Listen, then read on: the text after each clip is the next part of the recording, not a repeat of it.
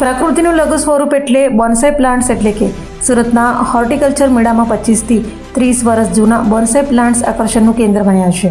આધુનિક યુગમાં living art તરીકે ઉભરતી બોન્સાઈ ટ્રી એટલે મૂળ ભારતની વામન કળા લોકો માટે આકર્ષિત બન્યા છે। આજના ક્રોકેટના જંગલો અને મર્યાદિત જગ્યા ધરાવતી ફ્લેટ સંસ્કૃતિમાં પ્રકૃતિ સાથે જોડાયેલા રહેવું એક પડકાર બની ગયું છે। આ જ કારણ છે કે હવે લોકો લિવિંગ આર્ટ એટલે કે સ્વાસ્થ્યથી જીવન કળા તરફ વળ્યા છે।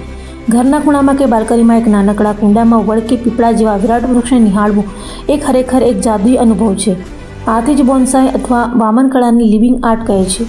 ઉધના મગદલા રોડ સ્થિત ગર્લ્સ હોસ્ટેલની બાજુના VNSGUના મેદાન ખાતે આયોજિત હોર્ટિકલ્ચર મેળામાં બોન્સાઈ પ્લાન્ટ્સ આકર્ષણનું મુખ્ય કેન્દ્ર બન્યા છે।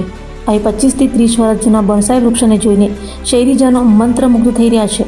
સુરતના બોટની નિષ્ણાત કુલીનભાઈ સોરઠિયાએ MSc બોટનીનો અભ્યાસ કર્યો છે, જે છેલ્લા 30 વર્ષથી બોન્સાઈ પ્લાન્ટ્સના ડેવલપમેન્ટ સાથે સંકળાયેલ છે। તેમણે જણાવ્યું હતું કે લોકો પાસે હવે જગ્યાનો અભાવ છે, જે વૃક્ષો કુદરતી રીતે 2-3 માળ જેટલા ઊંચા થાય છે। તેને યોગ્ય માવજત દ્વારા નાના કુંડામાં એ જ સ્વરૂપમાં જાળવી શકાય છે। આ રીતે જગ્યાના અભાવ વચ્ચે પણ લોકો પોતાનો વૃક્ષ પ્રેમ પૂરો કરી શકે છે।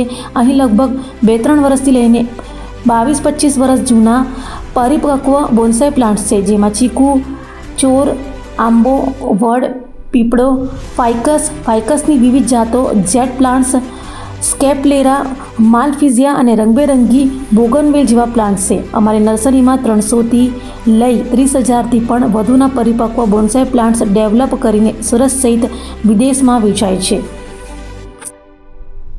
હાલના સમયમાં લોકો પાસે જગ્યાનો અભાવ હોય છે, તો મોટા ખુલ્લી જગ્યામાં મોટા 2-3 માળ સુધી થતા મોટા વૃક્ષો ને આપણે નાના કુંડામાં એના એ સ્વરૂપમાં નાના સ્વરૂપમાં રાખી ઝાડનો શોખ અને વૃક્ષ પ્રત્યેનો પ્રેમ આપણે બોન્સાઈ પ્લાન્ટ દ્વારા પૂરો કરી શકીએ છીએ।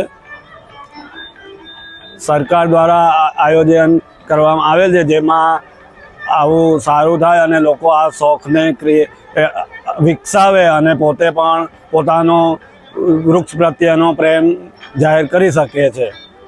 આપણે પથ્થરમાં અને એવામાં પણ આવા ઝાડોને ઉગાડીએ।